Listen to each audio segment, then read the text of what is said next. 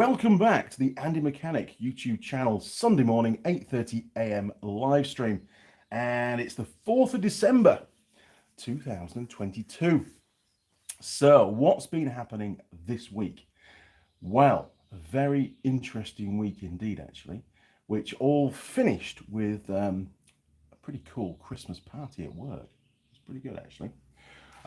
So Monday, what did I do on Monday? Let me think. I really can't remember, to be honest. Oh no, Monday we went to go and collect an ROV. So it was a long drive down to a place called Palmerston North, near the bottom of the South Island, sort of in the middle, on the way to Wellington. And that was a fair run. And on the way back, just happened to go right past the turnoff to the big sawmill that I get all my timber from. So we swung in there and loaded up 30 lengths. 6 meter lengths of 50 mil by 200 mil H4 outdoor timber, fully treated and stuff, and that's for the floor, for the main framework of the new deck at the back of the house. Nothing to do with mechanics, but hey, loaded it up. Mrs. Mechanic goes, how heavy is this timber? And I was like, oh, no, maybe a ton-ish, 1,000 kgs. Turned out to be quite a lot heavier than that, but I don't think we were overweight. We made it back just fine, although we did get a puncher on one of the middle axle tires on the big trailer. Didn't know we had a puncher until we got home, which is probably a good thing. Tire was okay, blew it up, seemed to hold air, got me to Auckland, and then I changed it in Auckland. Tuesday morning, I had to load up the ROV that I'd serviced onto the trailer. We got all the timber taken off, and I went up to Auckland and basically spent Tuesday afternoon, Wednesday, Thursday and Friday at head office doing stuff, meetings, all that kind of thing. It was pretty good. Bit of a revelation. Not ready to tell you yet, but there's been some significant changes for the good, which is great. And Friday night was our Christmas party with all the staff. And we went, wait for it, we went lawn bowling. Yes. I work for a company that's got a warehouse full of toys, from, jet ski type stuff to motorcycles to quad bikes to side-by-sides and all sorts of other stuff. And we went lawn bowling. I felt very, very old. Anyway, it wasn't long before it sort of turned into like a 10-pin bowling kind of an environment. And because we just couldn't get the hang of doing them slow enough, running the balls. So that was fun, and we did have alcohol at the same time, which drastically improved the fun of the whole activity.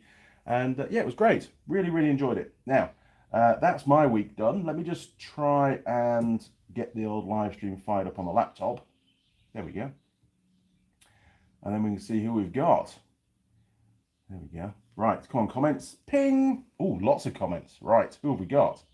We have, first in the workshop this morning is Simon Rawle. Good morning, Simon. Welcome back, matey. Simon says, morning, Andy and crew. Good job, mate. Mike Bazanski, good morning, all. Tested positive last week for Lyme disease. Damn ticks. A couple of weeks of antibiotics should do the trick. Yeah, I think Lyme disease is pretty bad if it's left untreated, isn't it? Well, good luck with that. You're collecting quite a lot of, changes to your body at the moment. Virginia Governor, evening Andy and family. How is everyone doing watching from South Africa? Virginia, just fine. It's been a week of very, very long days and long nights. With the meetings during the day, obviously my day job doesn't stop. The emails keep coming in, the phone calls keep coming in, lots of missed calls. But the motorcycle shops that I work with, they know pretty well that if they can't get me on the phone, to send me an email so I can deal with whatever they need dealing with on an evening. So I was working till about 11 sometime, I think on the Thursday night. Yes, Thursday night I was working till just after midnight, doing my expenses, because I had to get those in because I'm away for the next sort of 2.5 weeks in the South Island. So had to get all of that tidied up as well. So been a pretty heavy week, to be honest. A lot of driving at the start of the week and over the weekend and things, and of course yesterday to get home. I actually came home on the Saturday Well, it was this Saturday afternoon in the end. It really was. I had a few things to collect in Auckland that I didn't get a chance to do during the week. I had an ROV to take back to Piha, another one to pick up. So there was a lot of toing and froing. Auckland traffic is just shit especially on a Saturday leading up to Christmas. I spent a lot of time just stuck in traffic, just trying to get to where I was going. But got it all done and made it home in good time, actually. I got home, I thought it'd be about 5:30, and I made it back home about 4:30. So once I got out of Auckland, it was a pretty clean run, which was nice. Is anyone else from South Africa? Very good question. Is anybody else viewing from South Africa? You could be a pen pal with the Jane. Igor Dabrowskis. Hello, that was a good one, wasn't it? Hello, everybody. Good morning, Igors. Daniel Bedell. Hello, Andy. Good morning, Daniel. Welcome back to the workshop, sir. Killswitch BB. Hey, Andy and crew. Good morning, Killswitch. Connor K. Morning, Andy and crew again. Good morning, Connor. Welcome back, sir. Killswitch could have been worse. Could have been lawn cutting. Well, yeah. It was almost as bad. I don't do lawn cutting because it sets all my hay fever and shit off. So I have a very valid excuse for not cutting the lawn. I don't like cutting lawns. Simon, that's one hardcore staff party. It did get better. To be fair, the coach that they'd hired, and I think this was quite strategic because it definitely added to the experience of the Christmas party. The coach was out of the dark ages. It was an old Hino, probably about a 25, 30 seater. It had all the flat-sided old school windows that you could lift up and down, although they'd been screwed shut because it obviously used to be an old school bus. Manual as well, manual gearbox, and the lass that was driving it, man, she worked the ass off that clutch. It was pretty underpowered. There was one particular hill which we were down into first, and it was starting to bog down right near the top of the hill. We only just made it over the hill. This was on the way to the lawn bowls. So it was quite entertaining, and most of the shock absorbers at the back end of the vehicle had completely failed. So it was as bouncy could be. But yeah, added to the experience. After that, we went for a really nice meal. I forget where, it was about 10 minutes down the road. Very nice pub. Need to go there again. Yeah, really, really good actually. And we got finished relatively early, 8:30. 8:30 p.m. the bus picked us up. Honestly. Obviously, they didn't want it to get messy. But 8:30 p.m. and lawn bowling? Really? Are we that old now? Anyway, it was good fun, and obviously thanks to my employer for putting on such a good spread. And a good time was had by all, to be fair. It was good. It was a good laugh. Now, where do we get to? Hardcore. You're right, Simon. For Giants, what is lawn bowling? Well, lawn bowling, very quickly, and I am no expert, but let me very quickly run through this. You have what's called a jack, and this is a small white ball, and you stick it off down the green. The green is the grass, and this was artificial grass because they wouldn't allow yobs like us using the real green. So it was artificial grass, astroturf, I think you call it. Stick the jack, I don't know, 40 or 50 meters away, something like that, maybe 40 meters. And you then got to roll this bowl. Now, it's a lot harder than you think because the bowls, and I didn't realize this, they're weighted on one side, and they've got like a little circle on the bowl to indicate which side the weight's on. And the idea is to get as close to the jack as you possibly can. But this is the twist. As the bowl slows down, it then drops into a curve on the side of the weight. So if you bowl it with the weight on the right, it will curve to the right. Bowl it with the weight on the left, it'll curve to the left. So it's all to do with the amount of speed you put into the ball and trying to predict the curve. And it was quite a windy day as well, and so we had another factor involved. In summary, I was terrible at it. I think I had one good shot. I did hit the jack twice, which was fine. I actually knocked it off the AstroTurf into the gutter. We thought initially that the game would be over and a bit like snooker, pool, where you pop the white and you've lost. But it turns out, we found out afterwards, that the jack stays in play. If that had been the case, I would have won that game because my bowl was right next to the jack in the gutter. Who's counting? It was just a bit of fun. And more often than not, your bowls would end up on the adjacent team's green. So you sort of kept joining in somebody else's game and moving around. And I'm sure it wasn't planned, but it was good fun. But yeah, much alcohol was consumed, which made Saturday morning much more interesting. But yeah, got a good night's kip, which was nice. KC Yukon, morning dude from Canada. Good morning, KC. Welcome back, mate. Well, actually, welcome to the channel. I don't recognize that name, so first time. Sheldon, good morning, lady mechanic. I was getting worried there. And Lord Andrew, thank you very much. Also, your humble watching crew members. I did like your email, Sheldon. Thank you very much. It made my day. Did that? It really did. I have sent the email to our HR department. I've not received a response yet. I'm sure they're probably all still laughing right now. We'll wait and see, won't we? Sheldon, did Pete behave himself? Did Pete behave himself? I don't think anybody behaved themselves, to be honest. No, probably not. You're on the big screen at work this morning. Hey, I'm in Sheldon's workshop. Good job. Great to have you along, Sheldon, as always. Jim Haynes here semi on time today, but did hit the like button. Thank you, Jim. I did start the live stream a couple of minutes early. There is a reason for that. We are scheduled for a power outage in our village, 10 a.m.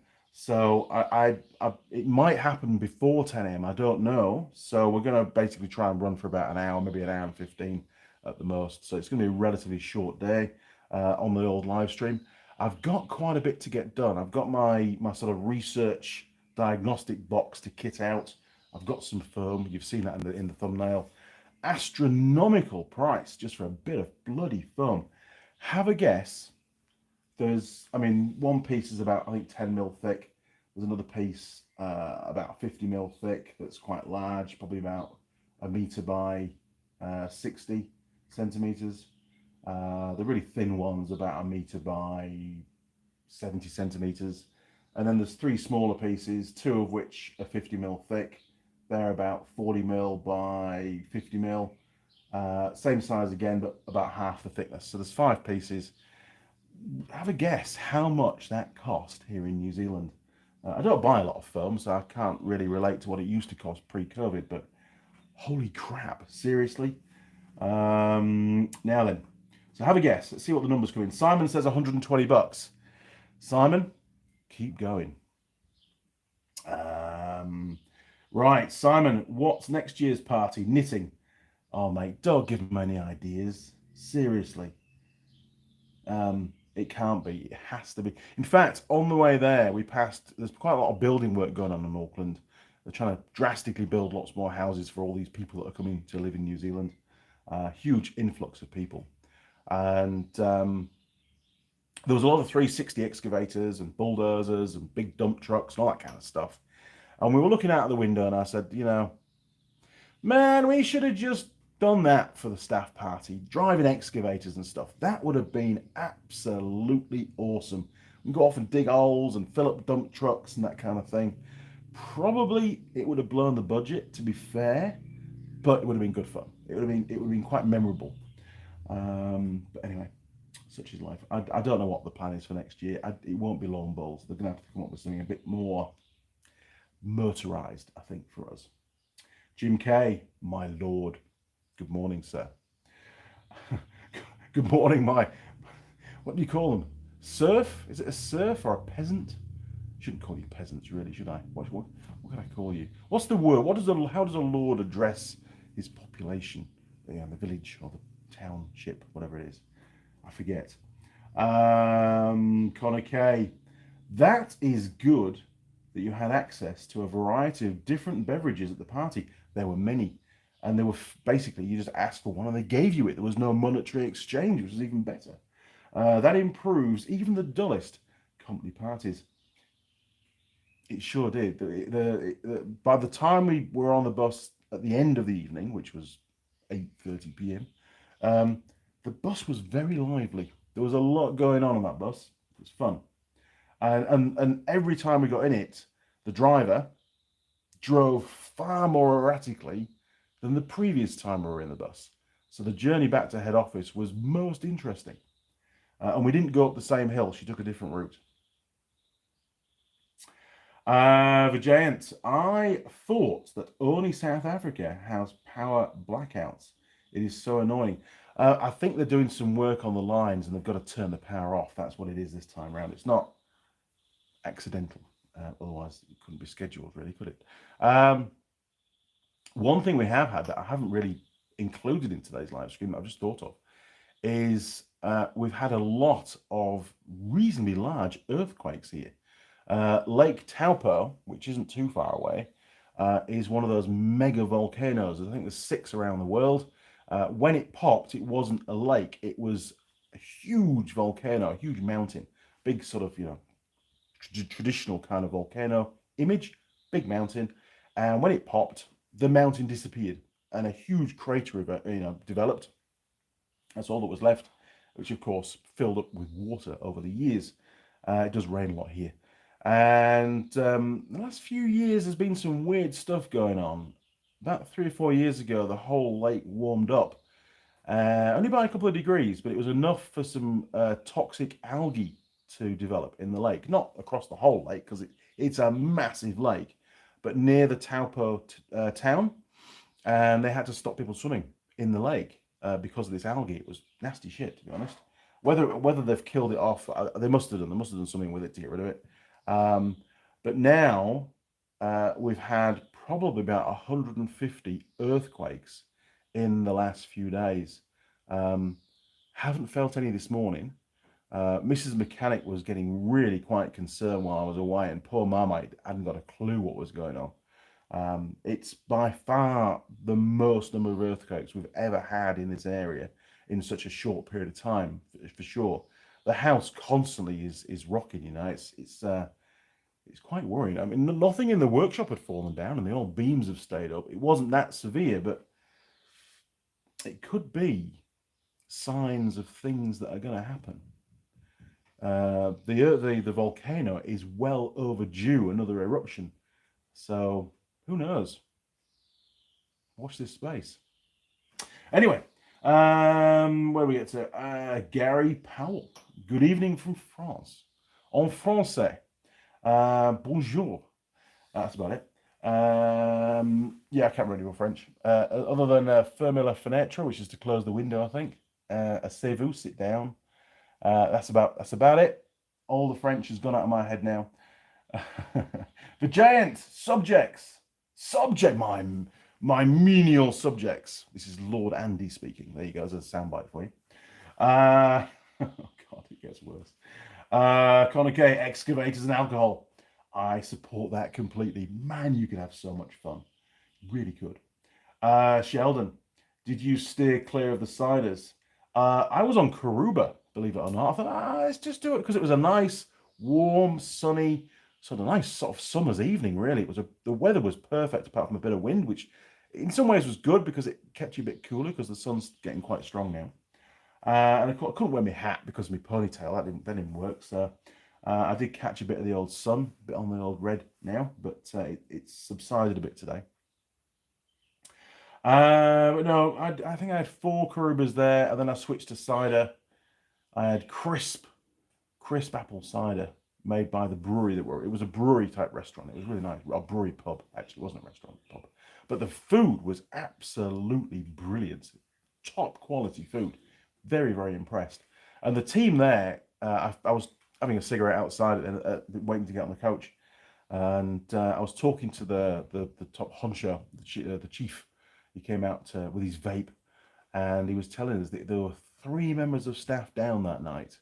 And yeah, it was busy. It was really busy, but the service was still really good. The team that he had left worked their ass off, and they did a great job. So once I find out the name of the place, and I really can't remember at the moment, anybody in the area, it was in Clevedon Village, I think, would highly recommend that place. I mean, it was a bit pricey, but I wasn't paying the bill, so I would highly recommend it. Harry Dog, watching you all while I'm driving. What the hell? to Mexico City to pick up a girl. Good man.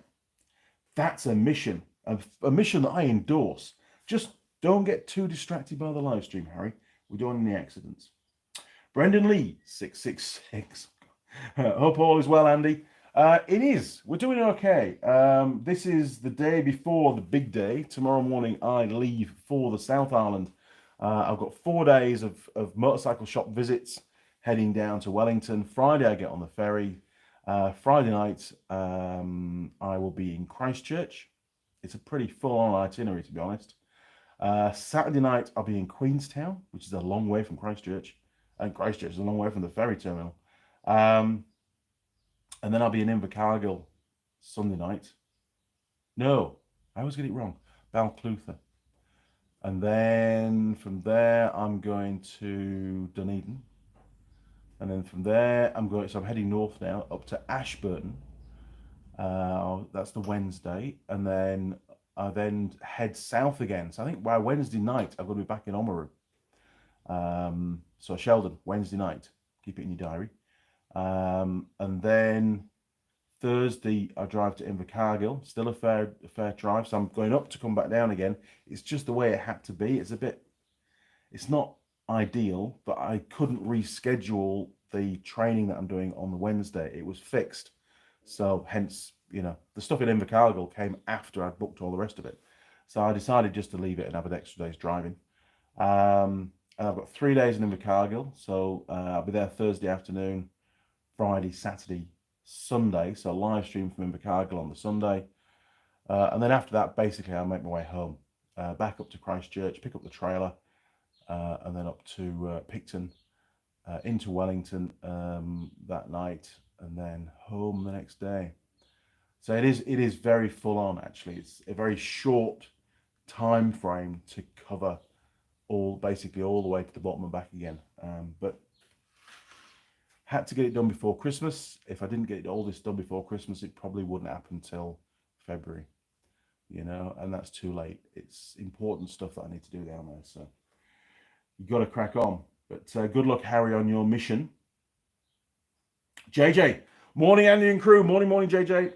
I'm going to quickly get on with these. Oh, Vijay, what's the pie? Good, I was waiting for one of those. Okay, this is the pie. It is, I believe, a steak and onion. We've never had a steak and onion pie before. This is from that 141 Cafe and whatever it was. Bakery and cafe, wasn't it, in Wanganui. So here we go.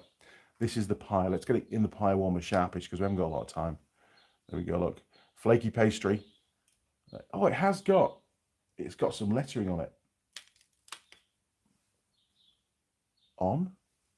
No, it's not an S, so this could get interesting. I would expect an S and an O for steak and onion, but it's got an N and an O, so I have no idea. Underside, structural integrity actually looks pretty damn good again. So, we'll find out. Right, we'll turn you around. 3, 2, 1, boom. There we go. Oh, that's the box that I have to kit out with the scope and the laptop and stuff. For those that haven't seen it yet. Okay. Boom, boom, boom, boom, boom. Keep it in focus, Andy. Keep it in focus. There we go. Right.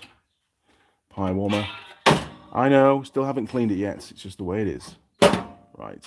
There we go. 23 minutes. It's come out of the fridge. It was defrosting last night, so 23 minutes should be exactly right for that pie. So the foam. Here we go. Simon's said $120 New Zealand.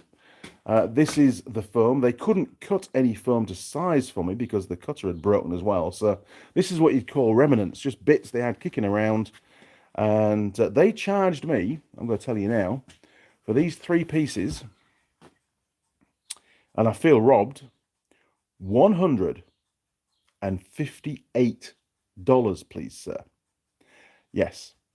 And I didn't have a stiff drink in my hand. It was just ridiculously expensive for what it is. So, honestly, terrible. So we go over here. I'm not going to pull it out because some of you have already seen the box, but there you go. That's the box that I'm going to mount on the back of the ATV. I've got to kit all the internals out, give it a power supply, that kind of thing. And that's today's job, together with making a start on servicing another ROV. That's right. I picked up another ROV, the last one from Piha, the Piha Club. And there we go, that works, doesn't it? Oh, there is, in fact, let's go have a little look at Miss December from Forge. I'm sure you'll enjoy that. Turn you around again. Boom. I forgot to do that. Right, here we go. Miss December. No red tape required, but only just. Yes, there you go. Look, so there is Miss Forge from for the December month, and a great choice, Jared. Good job. Very nice. Yes, excellent. Mrs. Mechanic, well known. I'm just commenting on how good the quality of paper is there, Jared. Obviously, and the ink. The ink's been placed in extremely good places.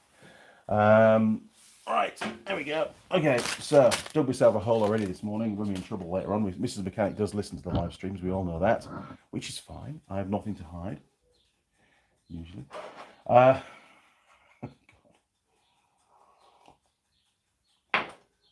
So we've got a steak and onion. We have. Looking forward to that. I'm pretty hungry. Now, Vijayant, we are having a live stream next week. Are you now? You should send me a link to that on an email. Or let me know when it is, and I'll try and dial into that if I've got a chance. Simon, just noticed the lathe is in just the right place for Miss December. It is, isn't it? That is, honestly, that is perfect. Well spotted, Simon. JJ, hit the like button, y'all. Please hit the like button. How many? We've got 15 likes, 24 viewers. A nice niche audience. I do like the live stream. I'm not the kind of person that runs a live stream to get thousands and thousands of views. That's not what it's about. This is my Sunday mornings are my time off, where I get to have a chat with people. And I'm not drinking alcohol. I'm just having coffee because it's early morning. If I had alcohol at the end of that. Yesterday was crate day here in New Zealand. That's where you buy a crate of, I think they're about 1 litre beer bottles. They're pretty big. And basically spend the entire day getting completely rat-assed trying to finish the crate. The idea is that each person drinks an entire crate, and there's 12 bottles in each crate. So that's 12 litres of beer. Or lager, whatever it is. I think it is beer. Didn't join in yesterday, obviously, because I was driving. Didn't even buy a crate. Mrs. Mechanic likes to keep the crates. You get $10 back if you take the crate back, but hey, we keep the crates. I think there's one up there that I keep some old overalls and bits and pieces in. She uses them in the house for her crafting and things. They're quite cool.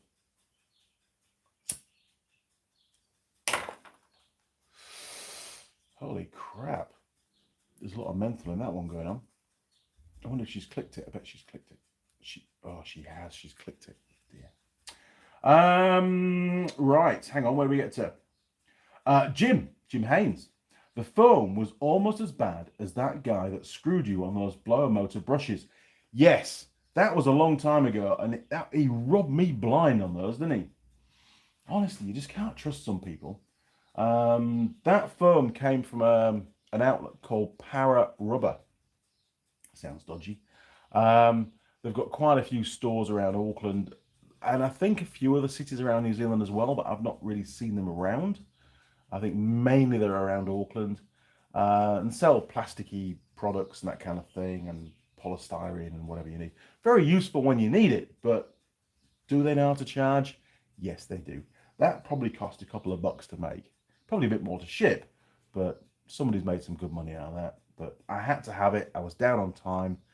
I had the big trailer on the back of the ute. I really struggled to park. I did some very interesting driving yesterday, getting in and out of car parks and things.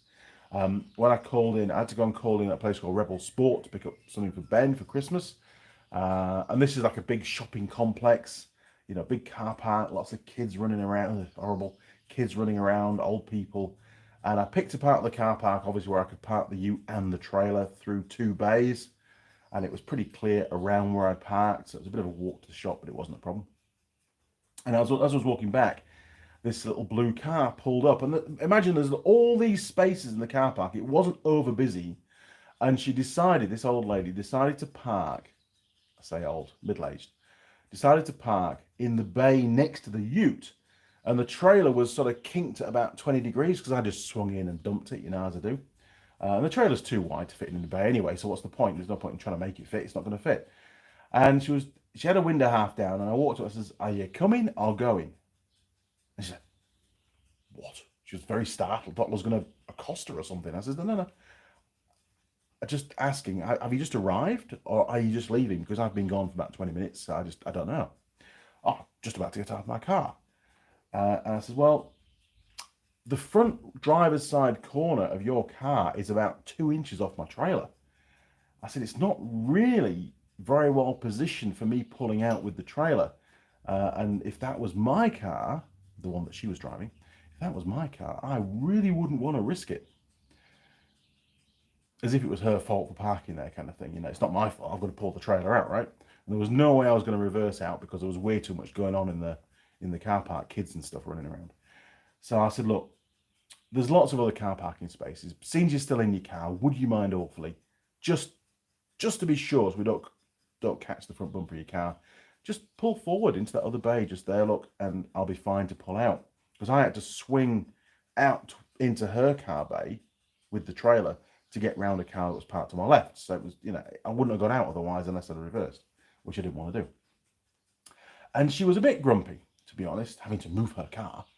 But, it was for her own sake. I didn't want to damage her car. That wouldn't have been good, because I was going to pull out regardless. I didn't have time to sit around waiting for her to finish to go shopping. Connor, steak and onion pie. That sounds like a good one, as long as the ingredients and fabrication are of good quality. I agree. I do like onions with my steak. We often have barbecue at work. We had one a couple of days ago, which was very nice. Alan cooked it, which was good. And we had onions with that. And very, very tasty indeed, actually. The onions were well cooked. They weren't burnt. They were nice. They weren't slimy. Not into slimy onions. So yes, we'll wait and see, Connor. Time, another 10, 15 minutes or so. Vijayant, are you having a live stream next week? Next week, my mistake. Yes, there'll still be live streams. So the next live stream will be from Queenstown on the Sunday morning, providing all goes to plan. I mean, it's a long way, it's Queenstown. Anything can happen. So Sunday morning live stream from Queenstown. I'll try and find somewhere a bit different this time for the film, for the videoing, for the live stream. And then the following one will be in Invercargill on the Sunday morning.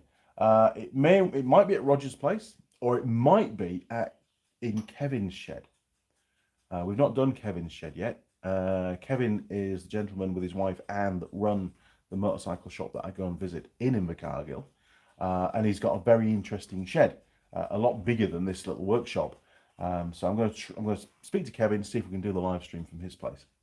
Wait and see. So, sorry, Roger. It may not happen, so I may well be down to you guys. But if I can do Kevin, it would be good. His shed would be great. Looking forward to that. Got to mix it up, right? I have no idea what his Wi-Fi is like though, so it could be pretty bad. Simon, we will call Crate Day in the UK Sunday, lol. Every Sunday. Yes, that's a good idea. Connor K, these are good live streams. I will be content to sit around with any of these guys and talk machinery and tools whilst drinking a pint. That's the idea. I'm pleased you like it, Connor, and it's great to have you here as a regular. JJ, big thumbs up there, Connor. Absolutely. George Bonnie 90, hello everybody. Big thumbs up again from George. I like all these thumbs up. Excellent. Now, we sometimes play a little game of prices of stuff, and I got in my PO box a Machinery House Christmas sale catalogue. Yeah, I was just blown away. I couldn't hold back. So, hang on. There we go.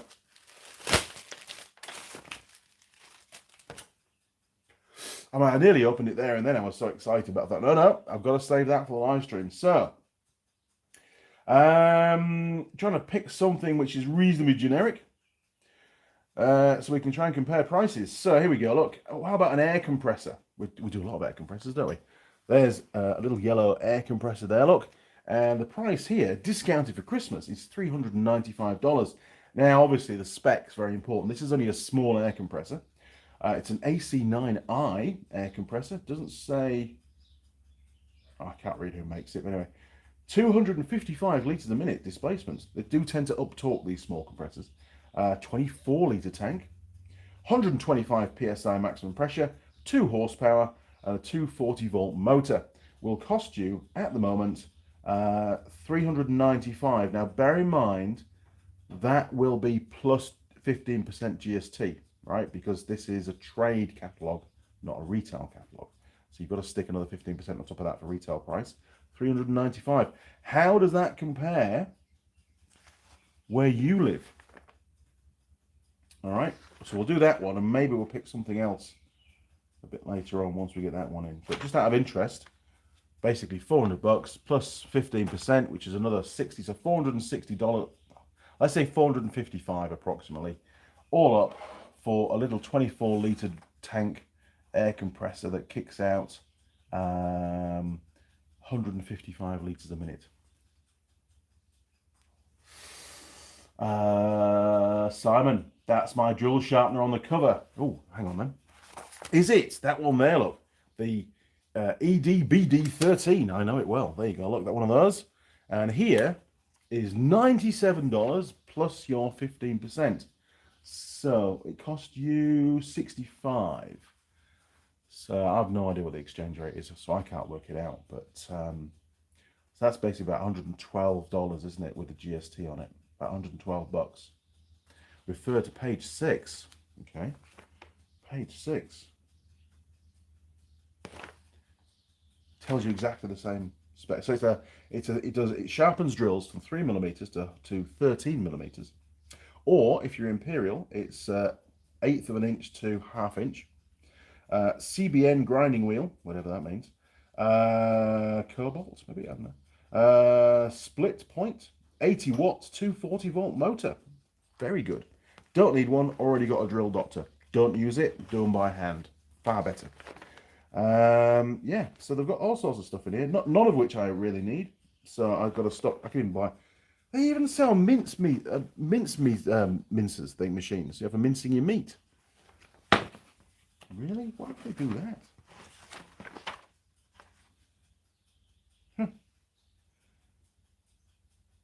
It's very expensive, some of the stuff. Right, I'm going to close that up. Okay, where do we get to?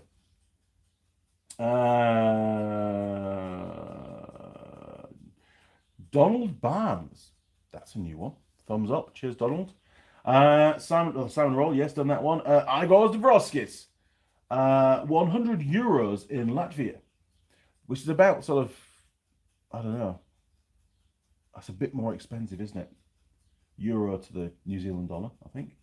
Donald Barnes, Saturday here. It is. It's always Saturday, usually, for everybody else other than New Zealanders. And I suppose if you got somebody out of Australia out of bed really early in the morning, they could watch it.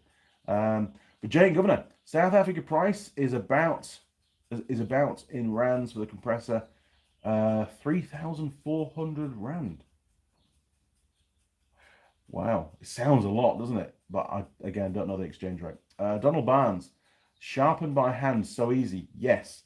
The only downside of sharpening by hand that I've found over the years is as your eyesight slowly degrades, it gets a little bit harder to do, but you become more skilled at doing it. So you really don't need to see too much what you're doing. It's more about, the feel, and when you sharpen the drill bit right? Robert Amundi, 250 Australian dollars. Right, so that's for the air compressor, isn't it? 250 air compressors. Air compressor, 250. It's probably about right. Although the Australian, that's probably a little bit cheaper, I would say, actually. Because the Australian dollar to the New Zealand dollar, there isn't that much difference, I don't think, at the moment. That was an extremely mentally cigarette. I'm pretty sure Mrs. Mechanic must have clicked that one. Oh, it's being clicked in the factory or something. Oh, I don't click them. I don't like the strong menthol. JJ. Cubic boron nitride. Thank you very much. So you learn something every day. I would never have guessed that. Is a highly durable synthetic abrasive mineral. Second only to diamond in hardness. Credit from Google.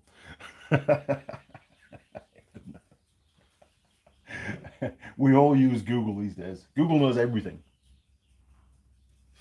Now, something else that I've got to show you, there's a few things today actually, which I didn't even realise until I got further into it. I bought some stuff. So, I haven't opened the packet. It could be the wrong stuff, we'll wait and see. It's in one of those almost indestructible packages. Right, now, on the ROVs that I maintain, which many of you know what they are, all the footwells and a lot of the plastic panels and stuff, at least in part, rely on little push clips to hold them in place. Now, let me try and get into this bag, and I can show you one. I can show you one up front. Now, these are from, before I open it, these are from White's, which are an aftermarket parts supplier here in New Zealand. Very, very good company, actually. I don't have an account with them, which meant I had to buy these through a website of a motorcycle shop. So they obviously they clipped the ticket as well. So they were a bit more expensive, but they were actually still a lot cheaper than buying the genuine ones. And I use quite a few of them. And, you know, with it being surf club stuff, I try to keep the price down as much as I can. And these were significantly cheaper per item. You had to buy a bag of 100, but I'll use 100 over a couple of years. So there you go. That's what they look like. You can usually buy them in like a mixed set as well, but these are the only ones. This is the only size that I need. So it was when I saw a dedicated bag of 100, and these cost me delivered to the PO box 50 New Zealand dollars, which still sounds a lot, but you know, 50 cents each is a lot cheaper than the genuine part. The genuine part realistically is, for what it does, it's not a critical component, right?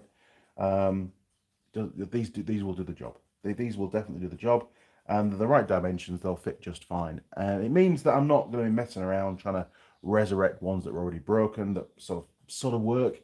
I can just pop a new one in and probably charge it out at $1 a clip. You know, just double my money on them, and everybody's happy, aren't they? So we've got those for the parts bin, which is extremely good.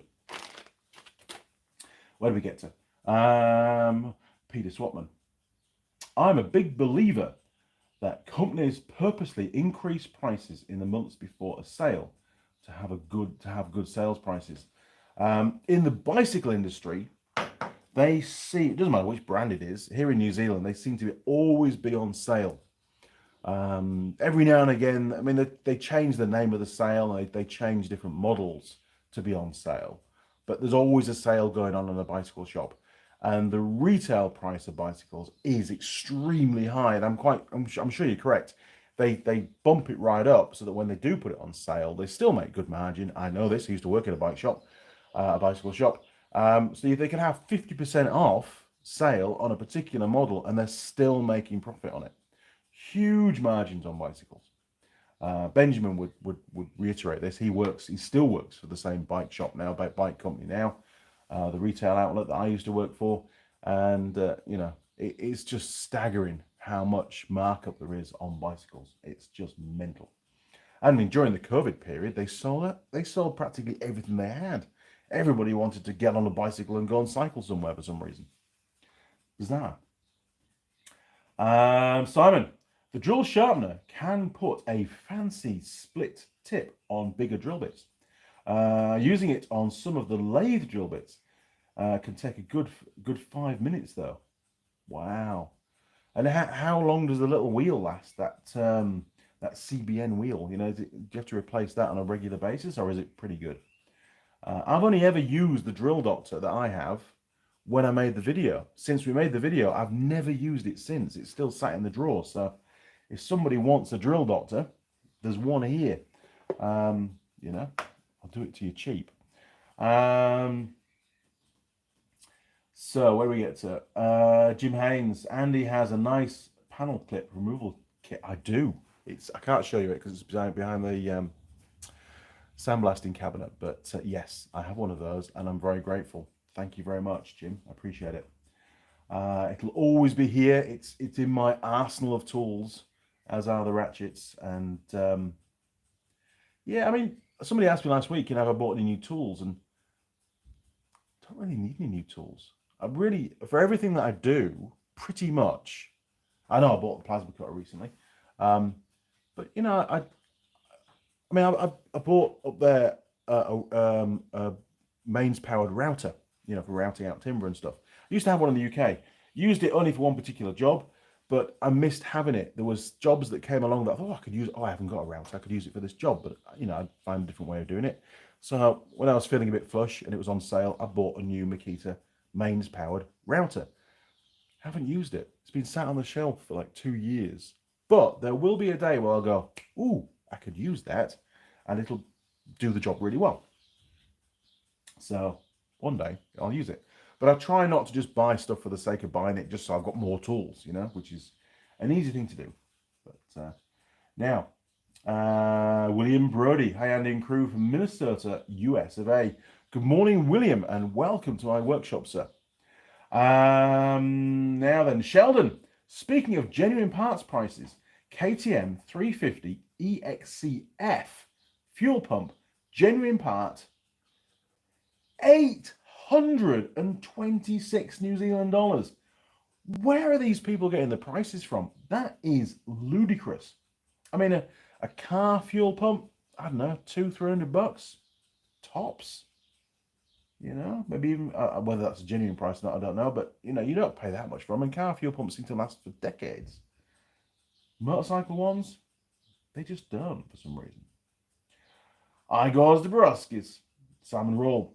Where did you look up the parts for motorcycles?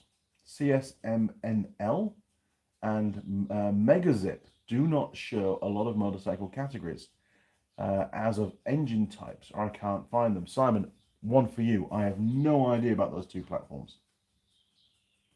John Nuttall, Igor Dabrowskis. I have sent an email to Andy with a part link for you last week. You have, John, and I wonder if I get my emails on here. Hang on. Bear with me.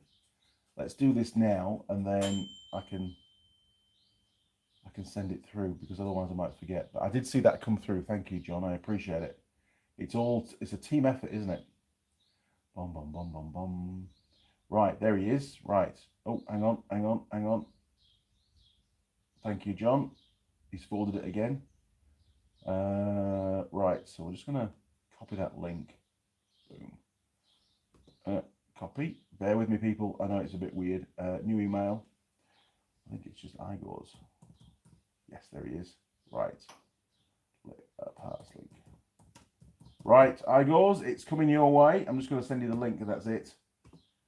Paste. Boom. Send. Done. How was that?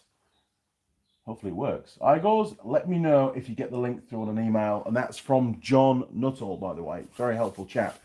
Virginia Governor. I have so many new tools. Ray thinking, I typo.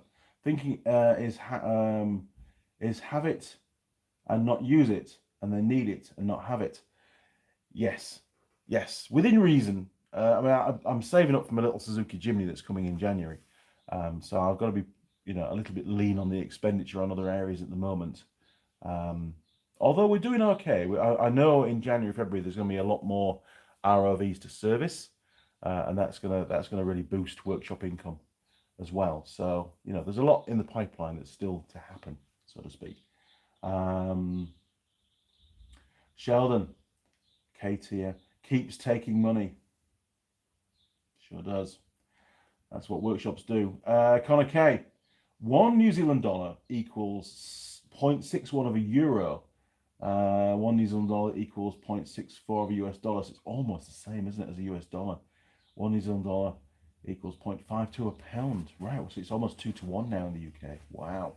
I remember years ago when we came to New Zealand, I think either on honeymoon or on a holiday, one of the two, it was near as, damn it, $3 New Zealand dollars to the pound. It worked out. We had plenty of spare money on that holiday. It was great. Igor Dabrowskis, John Nuttall. Yes, Andy sent it through. But there are 2 not available that I need. Oh, really? We're back to square one again. Jeez. Now, I think that was the pies gone peng. Just while we give it 2 minutes to settle, I just want to cover these as well, and then they're done. Some new signs for the workshop. couldn't resist. These popped up on Facebook. There were obviously lots and lots of them. I do like the metal signs for in the workshop, and I thought, well, you know, seems we used to be as a family. Not it was my father's business and his father and his father again. So the Great Norman Anchors set it all up. I decided to get a Datsun sign for in the workshop. Look at that, classic. Nice tin sign. So we'll find a home for that somewhere, probably on the up and over door. Oh, pardon me, up and over door. And just for shits and giggles, we've got a Castrol GTX motor oil sign as well. Because I used to use Castrol GTX an awful lot in the UK. I don't use it here anymore. But thought, well, that looks pretty cool. Looks like it's been a photo taken off the side of a can and then made into a sign, given all the bits of battering and stuff around the sides. An old, very old Castrol can, by the way, as well. So yes, do like that. They were cheap. They were very cheap, actually, at the time. So I thought, well, we'll have two of those. Get them put up in the workshop. Bit of fun. Might even stick one on the back of the sandblasting cabinet. Who knows? Now then, Simon, will Jap bikes have miles on the clock? KTM have hours on the clock, says it all. Yeah, well, Jap bikes have miles on the clock. Yes. Well, dirt bikes, they tend to service them based on hours because they don't have a speedo, most of them. So they can't, there's no odometer. It's just an hour meter on motocross bikes. So that's why they refer to hours. But dirt bikes are getting pretty expensive for servicing now. There's a lot of the servicing requirements of your top end sort of performance motocross bikes is it's extremely high if you're going to service it properly. And if you don't service it properly, well, there's a good chance it's going to blow up on you. Basically, that's the bottom line. Connor K, Drill Doctor grinding drum is only good for around 200 sharpenings. Any further use and you risk pissing off the chief engineer, or so I've heard. Yeah, I think my Mrs. Mechanic sharpened all my drills that I had at the time after the video that we did. And it's probably relatively blunt and needs a new drum on it, in all honesty. She'll have done well over 200 drill bits in it. And I have to say, they weren't that good. No fault of Mrs. Mechanic. She was doing exactly what she should have done. But the finish, it was pretty rough on the actual grinding surface of the drill bit. A lot of scoring going on. And I found that if I then tried to use the drill bit, it wasn't great. If I then took it over to the bench grinder that I have in the workshop and did it by hand, you know, on there, a significant improvement. So I very quickly steered away from using the Drill Doctor. I didn't really see it as being any kind of a benefit to me. However, for people that don't know or have the skill set to sharpen drills on a bench grinder, that don't know what they're doing, and there's a lot of those people out there, a lot of people think they can sharpen drills and they can't. A Drill Doctor is probably a good thing for them, you know, for the home DIY person, rather than going out and buying new drill bits every 5 minutes. They actually get, and they do, it does sharpen them enough to use them. They do work, but they don't work very well. That's my take on it, to be honest. I'm not a fan of the Drill Doctor. And for anybody that's worth the salt in a workshop, I don't see the benefit. I just don't see it. I think you'd be far better off spending a little bit of time honing your skill, grind them, you know, sharpening them up on a bench grinder. That's my take, you know. Jim Haynes, Euro stuff is always ridiculous pricing. Yeah, I think the Drill Doctor was quite expensive when I bought it, and I even got a discount on it. So that was dead money, wasn't it? But it made a good video. I was just inquisitive to see how good it was. And it wasn't as good as I thought it was going to be. Right, pie time. Let's go. Okay, here we go. Bum, bum, bum, bum, bum. Bum, bum, bum. Bum, bum, bum. Pie time. Oh, morning, Lily. Right, here we go. Right, oh my word, look at this. We've had a significant failure on the bonding of the lid of the pie. So that's going to be interesting. We'll take a closer look when we get back to the bench. It is still relatively hot. Jeez. Oh, Simon, just while we're up and about, I was using your little bit that you made me, which is very hard to get out my drawer because I keep it in a stupid place, but just bear with me a second. It's down there, look. It hides. Hang on, I need a screwdriver. We can do this better. There are other ways of getting stuff out, aren't there? Right, there we go, look. So, there we go, look. And it's still working brilliantly. I know it's only aluminium and the threads, well, they're actually not in bad nick. It works fantastic. All we do, great job, Simon, by the way. You pop it in the chuck like that, and then the brake pad retaining pins, which have obviously a male thread, will thread into that, and then it holds it in place, and you can clean them up with the lathe turned on. So I've been doing that lots recently, and it is a very, very useful and very simple little tool. You should sell those, Simon, on Amazon or something. They're very cool. So thank you again for that. Saves me a lot of time. It really does. Bloody good. Bom, bom, bom. Pie time. Pie time. Time for a pie. Turn you round. There we go. That should about work, I think. Very difficult to get the camera angle just right. Oh, where do we get to? Purple Monkey, 1974. Bought an Aldi Porter Band type saw this week. £99, down from 140. Aldi Porter Band. Is that like a little mini bandsaw thing? Let's have a look. Aldi Porter Band. Bear with me. Aldi Porter Band.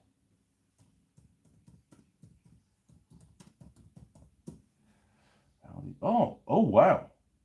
Hang on. That's not an Aldi Porter Band, but it is.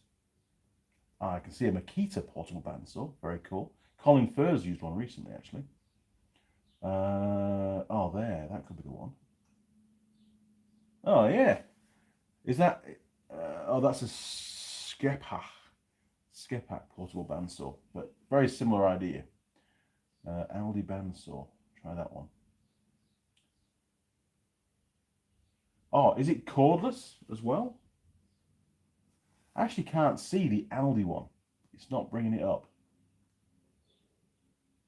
Anyway, very useful though. I don't have one of those. Maybe one day I will get one, but I don't need one really. I use slip discs, to be honest, for that kind of stuff, for the portable cutting. Or I use the power hacksaw, which is extremely old and works extremely well. It's very good. Right, the pie. It's cooled down a little bit now.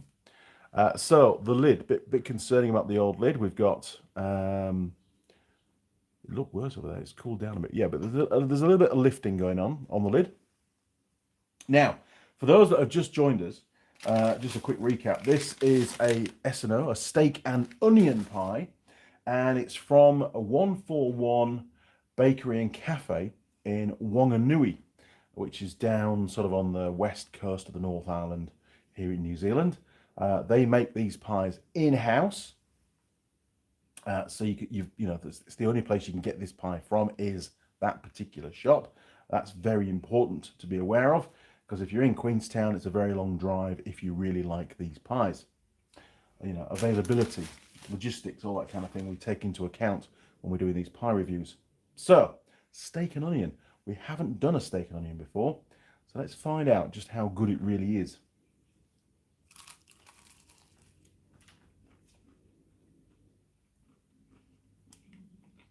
You can really taste the onion. It's quite strong on onion. Nom nom nom nom nom. Purple Monkey. That's the one. Ah, okay, cool. Simon, got a load of them in the shed. Made some out of stainless steel hex bar. Very good, mate. Very good. So you should stick them on there.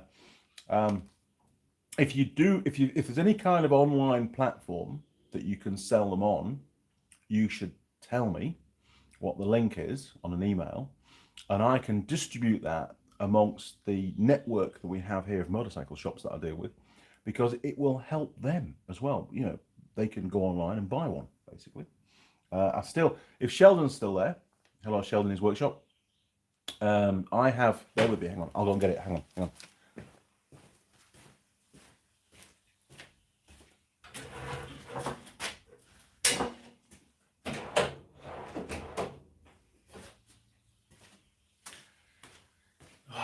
Terrible, terrible leaving the camera and you guys on your own, but I'm sure you don't mind. Right, just put the pie aside for 1 second.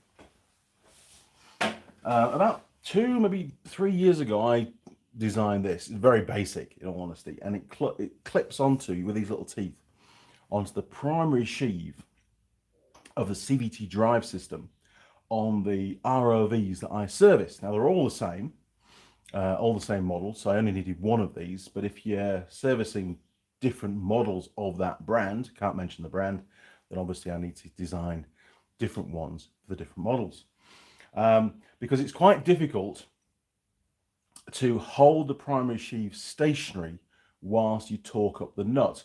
And on the particular one that I do, it's 190 Newton meters, and which is pretty tight, to be honest. So you need a really positive way of clamping that primary sheave.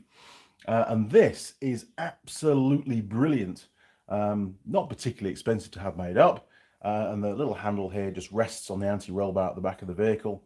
And it's a real positive security. You know, it stops the sheave from moving, and you can get your torque wrench in there and click, click, you know, and away you go. So Sheldon's been asking me for one of these for years, and I really need to pull my finger out. So 2023, I am going to develop a full range of these as a set. This is the one for one of the models. There's probably 5 or 6 different models, probably 6 different models across the whole range of ATV and ROV that I'll be doing these for. And then they'll be available to the motorcycle shops to purchase, because I've been doing a bit of a survey asking the technicians over the years, you know, how they hold the primary sheave and do up the nut. And in the main, it's 2 to 3 ugga-duggers. No torque wrench involved whatsoever, which is bad. That nut needs to be tight. And to be perfectly honest, most windy guns will not give you 190 Newton meters of torque with just 2 or 3 ugga-duggers. So most of them, I think, are under tight, which is a problem. Right, another bite. Here we go.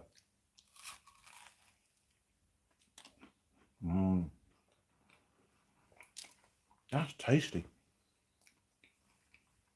Oh, I like that. I mean, I'm probably going to be, you know, passing wind quite a bit during the day now with all these onions, but very tasty indeed. Now, we appear to be having some more spam coming through, so just bear with me.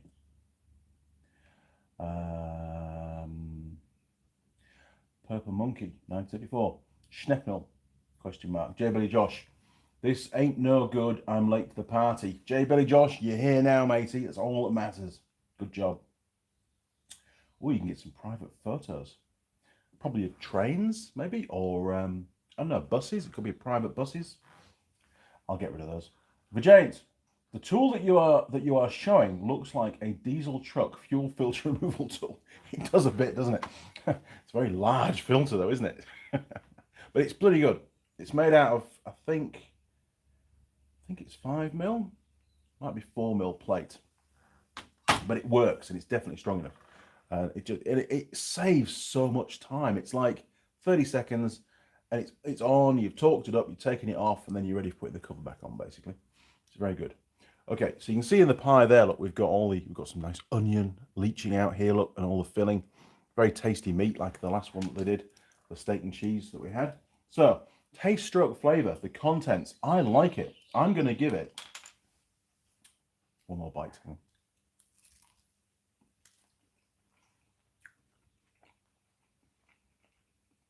Is it worthy of a 10?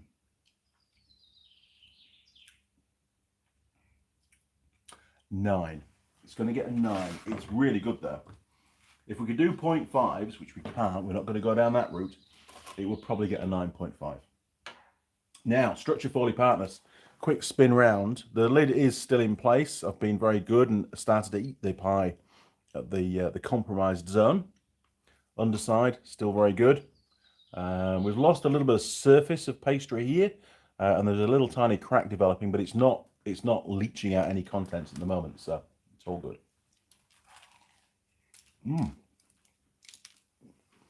Look at that. A big chunk of onion hanging out. Yeah, and they're not overfilled with onion because onions are cheap and meat's expensive. It's a nice balance. So at the moment, structure falling partners, other than the lid being a bit loose, and of course we've got lots of the flaky pastry dropping off. Although, again, not as bad as last week, not yet anyway. I think it's pretty good. I'm going to give it an 8. An 8? A 7. I think a 7 because of the lid. Let's give it a 7. Now, runnability test very quickly, because we haven't got that much time. Oh, geez, an hour and 5 already. 45 degrees, 30 seconds. Let's get straight in there and see if the onions are going to start to cause some kind of movement, or whether they actually help to hold the whole thing together, you know, acting as a fiber amongst the gravy and stuff. Who knows? I can't see any movement whatsoever at the moment, even with that bit of onion hanging out. There's no, you know, is it going to drip? 30 seconds is a long time, isn't it, to be holding your pie at this kind of angle. I think it's a pass. There's no movement at all. So, I give it a 10. That was really good. Runnability test, 10. Great job. Now, meat quality. There's a nice chunk of steak just hanging out just there, look. So we'll go with that. Got the onion as well.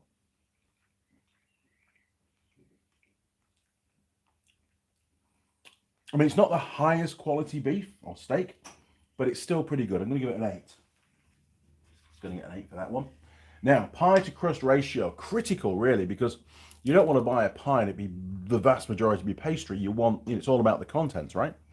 So the base is relatively thin. It's only about 3 mil thick is the base, which is good. It's still strong enough. The sides, we've probably got up to about 8 mil on the sides. The biggest part, the biggest volume of pastry is around, obviously, the join here and here where the lid goes on. And the lid itself, bar the puff pastry, is actually quite thin as well. You know, 3 mil. So the majority of it really is contents. I'm selling this pie, aren't I? So there's a, you know, the majority is contents, which is what it's all about. Look at that. Big chunks of meat. Not gristly at all, and it just breaks up in your mouth nicely. Well cooked, slow cooked, which is good. So pie to crust ratio. Have we seen better? Yeah, I'm going to leave it a 9. It's pretty good, actually.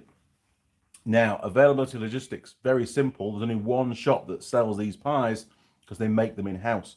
So they only get 1 out of 10. Bit of a shame, but you know, and you can't buy them online. You've got to go to the shop to get these. So that's the penalty that they pay, right? The price they pay on the points. Pastry taste rating, bit of cold coffee. That really is cold. Okay, so just pastry. We've got a nice big chunk here that I can pull off. Crunchy. Not over gooey. More crunchy than gooey. Just spreading it across my tongue to get the full flavour. Any weird aftertaste? No, really. Definitely cooked, no doubt about that. I mean, it's not, the pastry's not flavoured with any kind of herbs and stuff. It's pretty good. We've had better. I'm going to give it an 8. I think an 8 is pretty fair for that one. Now, packaging and design. Let's just jump. We'll just jump on to packaging design. Obviously, we've got a few crumbs. Paper bag. Nothing special. They just get a 1. Simple as that. They bought the bag. No design on behalf of the shop. If they were that proud of their pies, and they sell a lot of them from there, I'm told, and they've won a few awards, you'd think they'd have some kind of printed up bag, you know, to promote the brand of their pie. Bit of a shame. Lost opportunity, we would call that in the industry. Now, recyclable score, quite the opposite. It's a paper bag. It's fully recyclable, but they don't tell us that. Oh, there's one burp. Oh, 2 burps. So if they did have it printed up, they could have a little recyclable symbol put on there as well. And then everybody knows it's recyclable, so they only get a 9. They lose 1 point for not telling us it's recyclable. So they get a 9 for that. Pen's running out. Post heartburn, 2 burps so far. So we'll give them an 8 for that for now. It might continue to fall if there's more problems. Right, going in again because it's cooling down.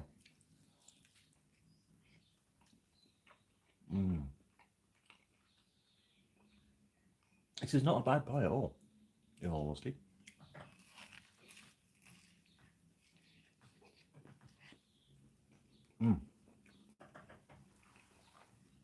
Look at that. One thing I will say, having onions in there, and I like onions. When you go to bite the pie, sometimes you've got a bit of a rogue onion that runs a lot further into the pie. So when you pull your mouth away, it drags the onion out with it. So you could end up with a bit of an onion hanging down your face, a bit like a noodle, you know. Never a good look, to be fair. So you've got to be a bit more conscious about food delivery, you know, from the pie to said mouth. Something to be aware of. It could catch somebody out if you didn't know about it.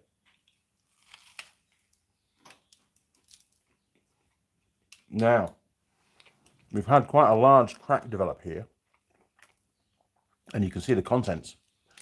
Now, the pie has nearly all gone, but that is a structural failure. There's no doubt about that. So we need to knock that down. So structure for departness will drop to 6. Now, it's going to lose a point for that. It's important that we continue to review these scores as we go through the pie consumption. Big chunk of meat. Very good. Now, one of these scores is, would this pie still be tasty when cold? I'd really like to say yes. Sorry, I'm just going to eat the pastry.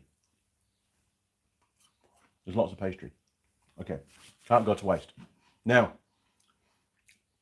big downside for me personally on a steak and onion pie is the onions when they're cold. Cold, slimy onions, I'm not a fan, in all honesty. And I think that would be a bit of an issue. It would put me off a little bit eating this pie cold.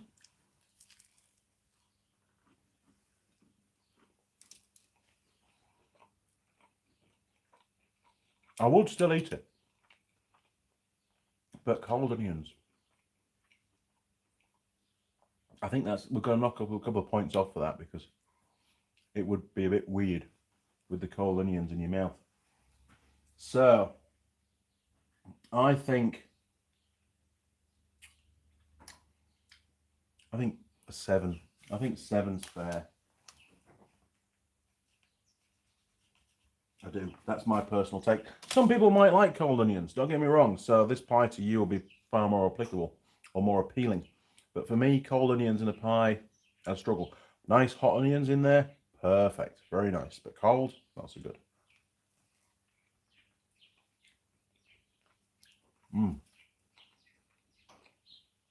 All the way through the consumption, this pie has delivered nice big chunks of meat and tasty at that. So very happy with it. Now, pie server attractiveness. Same lady that served me with the other pie last week. I think we gave her was it an 8 or a 9?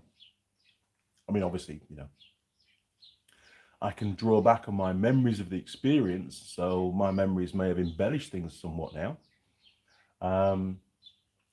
I think she gets a 9. I do. I think she was really, really good. I think, you know, made me feel extremely welcome. She was interested in why I was purchasing pies. When I explained to her about the YouTube channel and the live stream and the pie review that we're going to do, she was genuinely interested. And that's nice, you know? She wasn't just saying it for the sake of it. Right, last piece.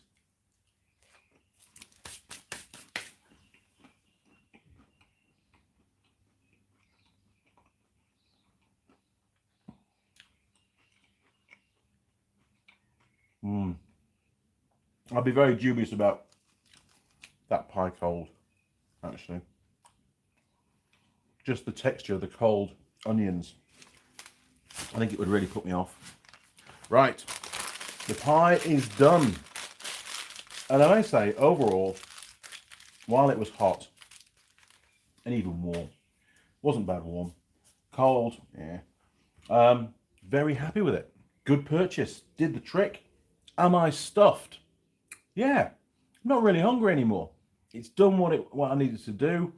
I don't want to eat anything else. I could do with a new coffee, obviously. Mrs. Mechanic, if you're listening to this, a coffee, please. So yeah, stuffability score. Am I overstuffed? No, it was sort of hit the nail on the head with that one.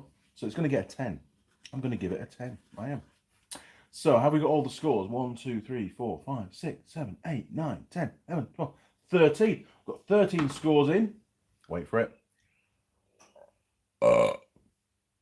Okay.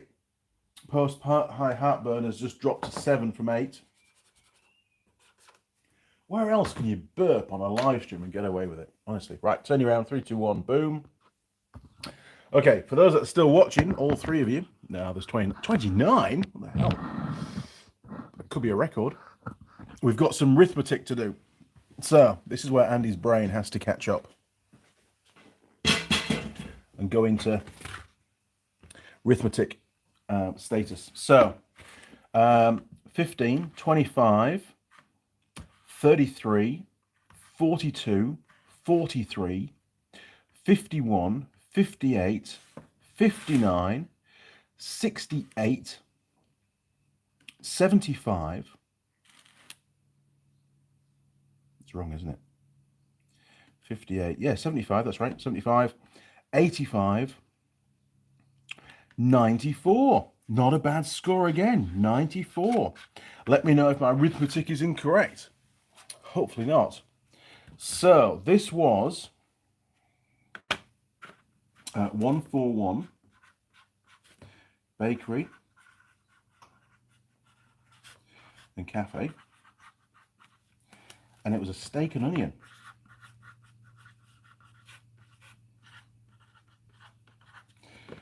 Very tasty. And it didn't have any cheese in it or bacon. So it did extremely well. Just the steak and onion. Very, very tasty. It was good. 94. Excellent. Right. So we need to find out where this is going to be on the board. I wonder if that's a similar score to last week. Can't remember. Let's have a look. Here we go. Look. Right. Bakery and cafe. 141. Keep it in focus. 90. Very, very difficult with it swinging around. 94. Okay. We'll stick it up there for now, because we've got to make a gap. So if we just drop that one down. So it's done pretty well, look. It's done pretty well. It's not, you know, they lost a few points from only being available at one bakery, those pies. So they lose a bit of points there. And of course, with the design of the packaging as well was quite poor, being just a bog standard paper bag, you know.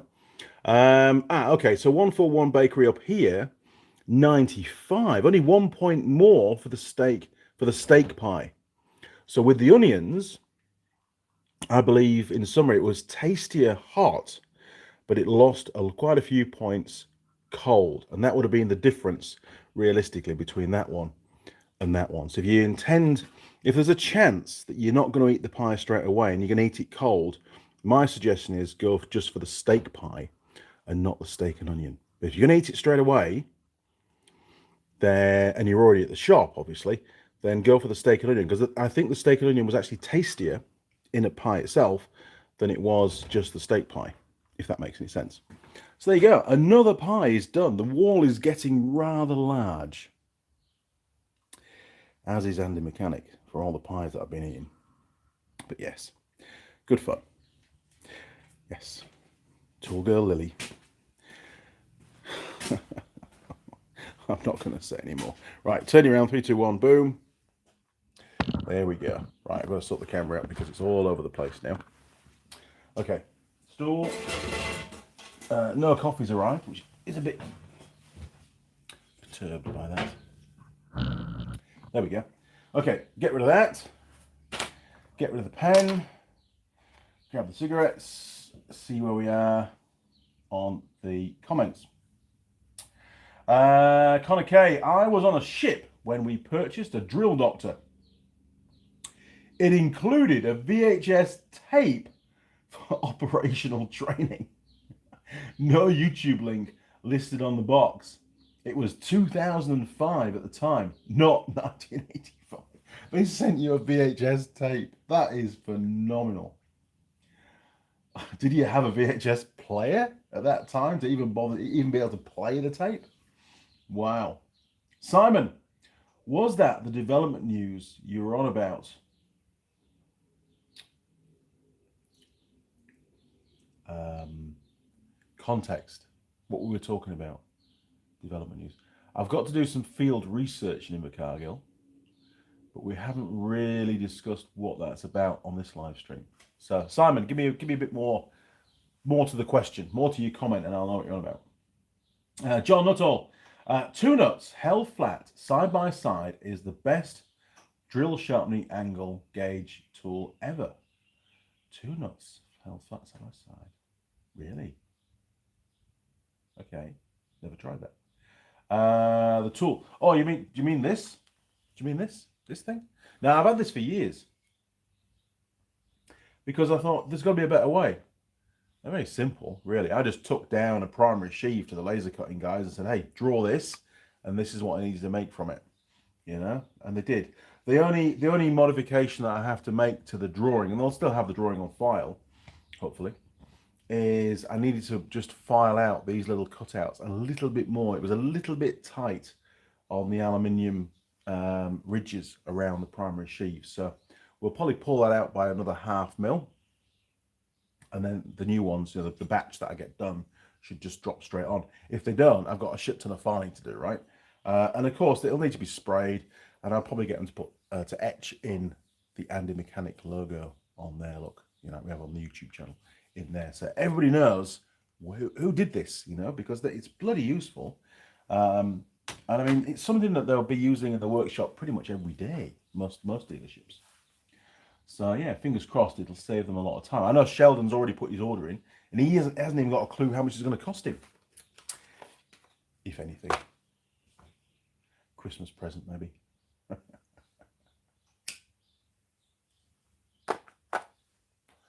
Okay, we're an hour and 22 in. We're already over time. Andy's got lots to do today.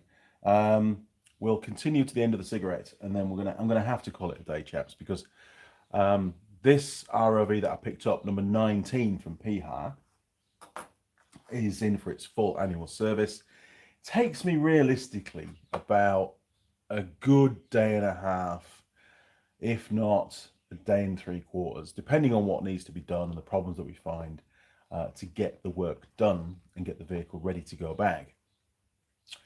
I've got today, what's left of today, after I've done my box. I'm going to get it jacked up, get the calipers ripped off. Mrs. Mechanic can I'll get the calipers stripped, so Mrs. Mechanic can make a start cleaning them all out. I'll pop the new pistons in, then we'll get them painted so that at least the calipers are done by the end of today. And then it'll probably take me a full day to finish the rest of the servicing on it. And that will be Thursday, the 22nd, I think it is. I'll be at home. And I've got that day off, so I can do that because I'm working over the weekend doing that field research in the South Island. And then the Friday, I have to drive up to Auckland and collect all the laser cutting so I can take that vehicle back to the club at the same time. And then it's done. And they've got all 3 machines, all serviced up, ready for the big push over the Christmas period. The beaches get very, very busy over the Christmas New Year period. That's the real holiday time for New Zealanders. And they'll really need all 3 vehicles to be available for them. So it's a bit of a push. Be good because it gets it out of the way as well, and then I can focus on getting those plates done and doing some of the deck as well, because I want the timber now to do the deck, so I can do that. Simon, at the start of the live, you said you have a meeting and some changes coming. No, I can't discuss that any more than what I have. It's just I've just sowed a seed for maybe 3-4 months' time. So there's some changes. That's all I'm going to say. Please don't pry at the moment, Simon, because you probably wheedle it out of me and I'll get into trouble. Jeff Y. Hello, Andy. I see you enjoy the last bite of the pie, although it's not as hot as you required. What is the price of the pie? I bought 4 pies and it was just over $20, about $22. So about $5.50-ish each.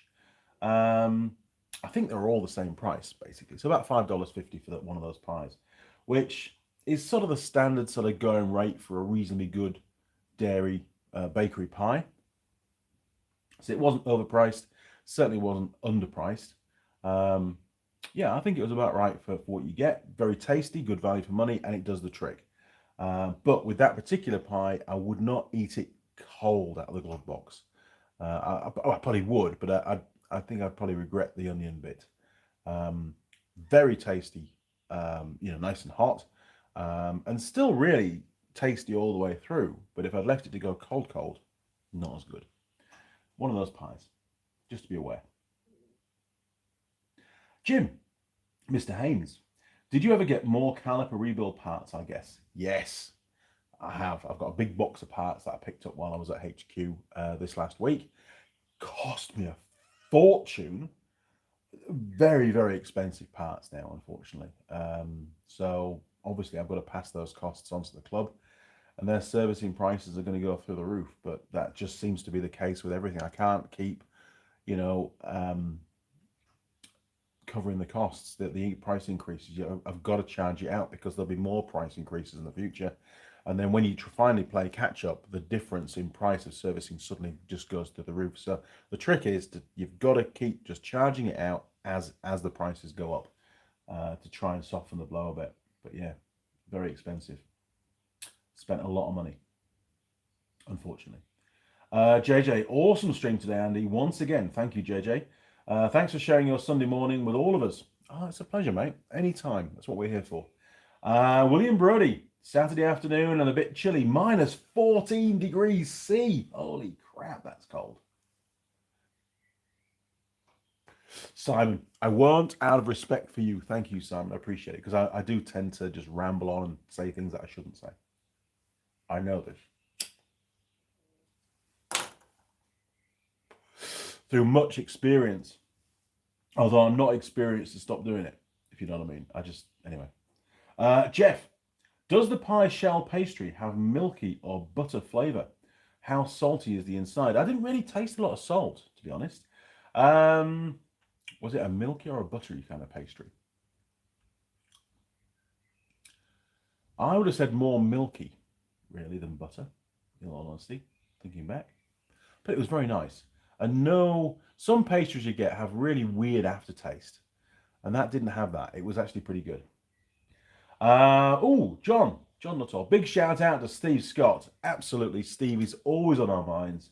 Top bloke. And maybe he's going to watch the live stream. He probably won't be commenting because he won't want to get involved if he is watching. He's still on recovery. He's gone through basically to hell and back as a poor chap. And when he's ready, he'll be back for sure. He did do a couple of small pieces for us to camera a couple of months ago, just to let us know that he's okay and he's on the mend. But it's going to take a long time for him to come back. It really is. But one day, he will be back. And we'll all be very grateful for him to get back to full health. So, plan of attack for today. I've got that box to do, which is just around there. I'll turn you around. Boom. There you go, that box just over there. I've got to kit that out to house my picoscope and a laptop and probably a few other bits and pieces. And then it's going to be mounted on the back of an ATV so I can capture some live data, some waveforms whilst I'm riding the bike.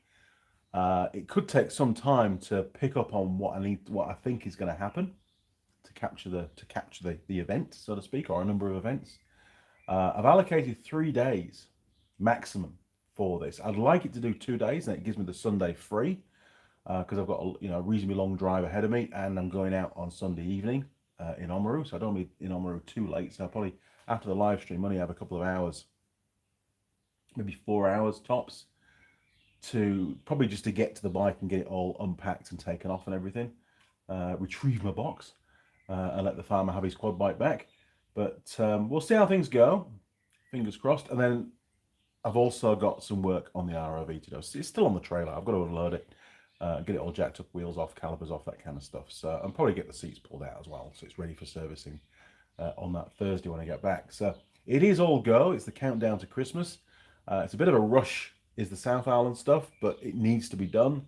and I'll certainly be making the most of it as always. Quite a few boxes to tick down there, and then it'll be Christmas, and then I'll be having a couple of days off, and then I'll be back in the workshop. I've got lots to get done. The Giant, please show us when you are done with the box, or even a video doing the box. Maybe I will be able to film a little bit of it today for you. I'll have Mrs. Mechanic in the workshop as well, so maybe I'll just do a little step-by-step video if I get a chance, because I can edit that up while I'm away, so that's quite easy. But yeah, it's something that I haven't done before, and for this particular testing, it requires the scope to be rolling whilst I'm using the vehicle. If it was a car, you just put the scope on the passenger seat, but I can't do that. Ivan's got the luxury of working on cars. I'm on an ATV and it might be raining, so I've got to protect the equipment. There's no way I'm going to compromise the equipment. It's very expensive and it's mine. I need to look after it. And also the foam will help to cut down on the vibrations as well, so I don't want to cause any harm to the scope. So for James, I'll try and do that for you. It may just be a series of photos or very short little video snips. But yeah, I suppose it's a bespoke thing. Not many people would do that kind of a job for a scope, so it might be useful to somebody. Good idea. Simon, how are you going to cut the foam? Make a hot wire or just a saw? Well, the lad said just a sharp knife. Don't know, it's going to be a work in progress. A hot wire I could use, but I'll probably be all over the place with that. I'll probably be able to get straighter lines with a ruler and a really sharp blade, a brand new blade. Will probably do the trick. So I'll let you know. Perfect, thank you. No problem for James. Easy. Mike Adams, howdy all. Sorry I'm late. Just in time. Been busier than a ninja in a yellow jacket's nest at my house. A ninja in a yellow jacket's... Do you mean vest or nest? Don't get the reference, but a ninja says it all. You've been extremely busy. Mike, the lives are really busy these days. We've all got lots of deadlines and we're trying to cram so much stuff in. You know, we often run out of time. And for me, it's always a compromise. I like to do the best possible job I can, which often takes a little bit longer, and then you're being pushed back on time. So it is difficult. It's usually a compromise. Mike Adams, yellow jackets are some aggressive bees. Oh, aggressive bees. Yeah, I didn't get that reference. A ninja in a bee's nest. That makes sense.